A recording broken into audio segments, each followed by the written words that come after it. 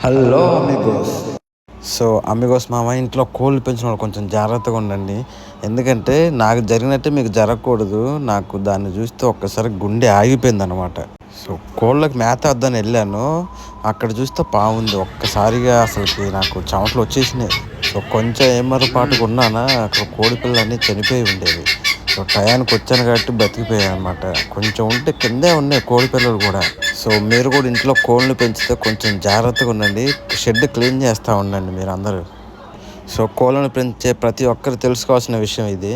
సాధారణంగా కోడి పిల్లల కోసం కోడిగుడ్ల కోసం వస్తూ ఉంటుంది. మీరు ఎప్పటికప్పుడు కొంచెం క్లీన్ చేసుకోండి. ఎందుకంటే కొత్త చిన్నపిల్లలు పుట్టినప్పుడు వాటి వాసన బట్టి వచ్చేస్తాయి అనమాట అవి. దయచేసి మీరు ఎప్పటికప్పుడు షెడ్యూలో మొత్తం క్లీన్ చేసుకుంటూ ఉండండి. గడ్డి ఏమీ లేకుండా కొంచెం క్లీన్ చేసుకోండి అమ్మా. మన కోళ్ళను మనమే కాపాడుకోవాలి. కొంచెం బీ కేర్ఫుల్.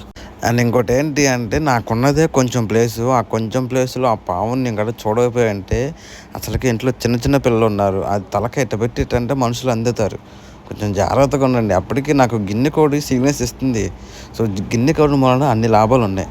సో దయచేసి ఇంట్లో పెంచుకున్నా సరే గిన్నె కోళ్ళు అయితే పెంచుకోండి అబ్బా, మంచిది అది. కొంచెం గాడ్స్ గ్రేస్ ఎవరిని ఏం హామ్ చేయలేదు. అండ్ ఇంకోటి ఏంటంటే నేను గంట సేపటి దాకా ఉన్నాను, అక్కడి నుంచి కదలేదు.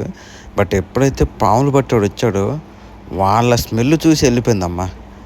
నేనైతే షాక్ అయ్యాను. అది ఎందుకంటే అంతసేపు ఉన్నాం బట్ ఎప్పుడు వెళ్ళలేదు, వాడిని చూసి వెళ్ళిపోయింది అనమాట.